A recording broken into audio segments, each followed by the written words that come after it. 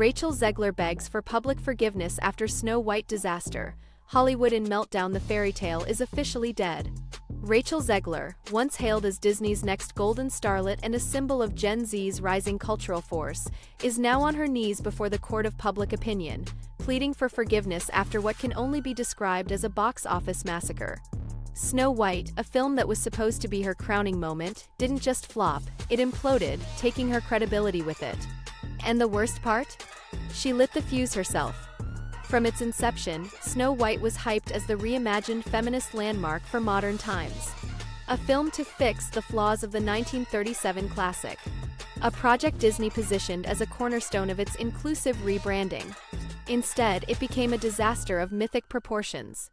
The numbers are devastating. With a $270 million budget, the film barely brought in $69 million domestically and crashed internationally with a weak $145 million global gross.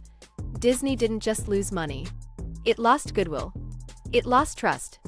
And it might have lost the one actress it was betting on for the future.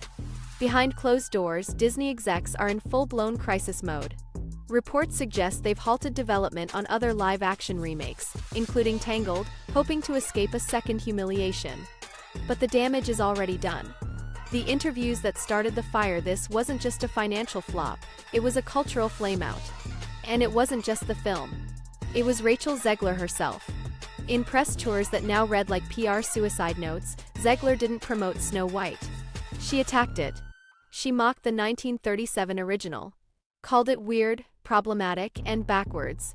She scoffed at the love story. Branded the prince a stalker. And in one of her most quoted remarks, she bragged that her version would be for the modern woman who doesn't need saving by a man. What started as empowerment quickly turned into arrogance. To longtime fans, her comments weren't refreshing. They were insulting. Zegler didn't just criticize a film. She insulted their childhood, their nostalgia, their values. And Disney didn't stop her. It let her run wild with the mic and paid the price. The fan backlash came like a tsunami. TikTok was flooded with clips mocking her interviews. Boycott hashtags trended for weeks. Reaction videos dissected every quote. Memes torched her every facial expression. Zegler didn't just alienate audiences, she enraged them. Then came the rumors from inside the production. Multiple outlets reported a political Cold War between Zegler and co-star Gal Gadot, who plays the evil queen. Zegler, an outspoken supporter of Palestine, allegedly clashed with Gadot, a former Israeli soldier and vocal defender of Israel. While Disney tried to keep the conflict out of headlines, sources described the atmosphere as cold, tense, and unworkable. The cast avoided each other. Reshoots were painful. PR coordination became a nightmare. And all of this spilled over into the film's rollout. Instead of a united cast, Disney had a fractured mess. Instead of magical marketing, they had online brawls and political landmines. Snow White didn't have a chance. It became clear that Snow White was no longer a movie, it was a symbol of division, of agenda, of how to completely mishandle a beloved legacy under the pressure of modern politics. After the box office numbers hit rock bottom, Zegler did what many called a full-blown PR breakdown. She turned to Instagram. She posted emotional captions. She shared childhood photos of herself dressed as Snow White. She begged the internet to understand that she really does love this story. She claimed she was being unfairly targeted and pleaded to be left out of the discourse. But the internet wasn't buying it. The top reply on X, formerly Twitter? You mocked the film, mocked the fans, politicized everything, and now you want sympathy? You earned this backlash. Critics weren't any kinder. Major outlets called it cringe-worthy damage control and too little, too late.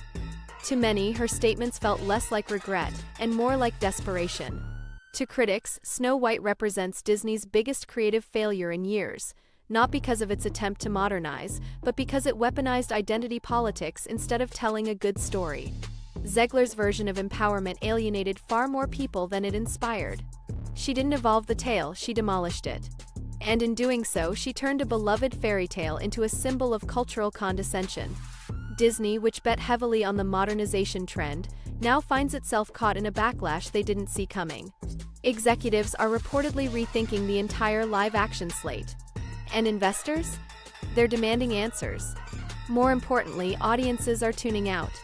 Families are skipping the theater. Parents are tired of being lectured by characters that once sparked joy. Can Zegler come back from this? Hollywood has short memories but sharp knives.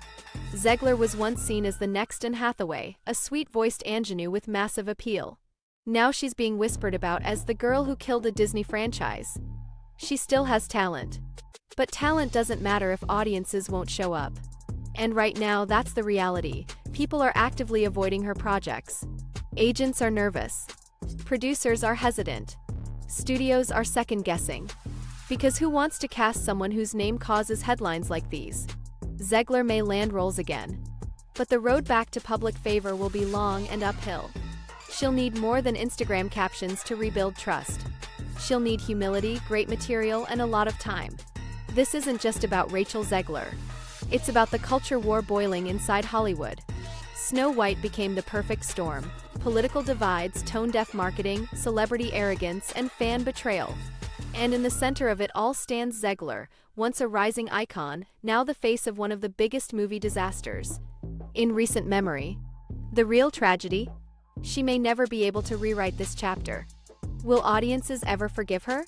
Or is she destined to be the cautionary tale every young actress is warned about? One thing is certain, you don't spit on a classic and expect the kingdom to cheer. And fairy tales don't end in applause when the princess turns on her own story. When you take a universally beloved character and reframe her with disdain, when you mock the very story that made the role iconic, and when you treat the fanbase like relics of a bygone era instead of the very audience paying for the ticket, there are consequences. And those consequences don't come with applause. They come with silence at the box office, with empty seats, with a brand name that once commanded magic now met with eye rolls and skepticism. Disney banked on progressive messaging to carry the story. Zegler banked on controversy to define her voice.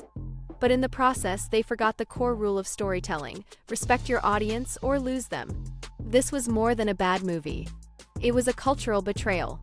A miscalculation so deep that it didn't just ruin a character, it put into question the entire future of Disney's live-action strategy and whether the public still trusts them to handle legacy content at all. Zegler's image is now a case study, a warning for young actors who think being bold in interviews is more important than honoring the story they're chosen to represent. She may one day reclaim her career, but the shadow of Snow White will follow her for years, maybe decades. Because in the end, the lesson isn't just that fairy tales don't guarantee happy endings.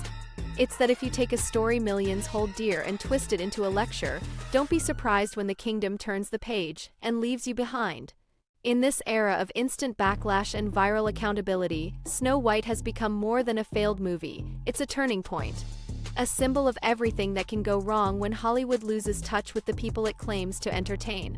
And if Rachel Zegler thought she was stepping into the glass slippers of a legacy, what she found instead was a shattered mirror reflecting a hard truth. Sometimes the villain isn't a witch or a curse, it's hubris.